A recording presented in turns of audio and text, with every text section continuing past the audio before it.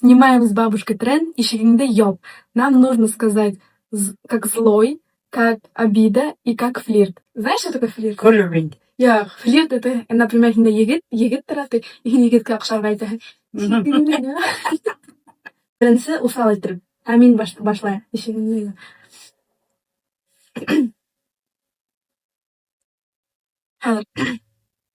Ишигинде ёб.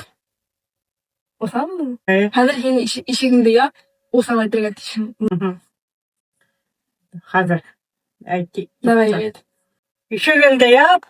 Ага, усал. Хәзер обида. Типа, пожалуйста. Хәзер мин беренче айтам.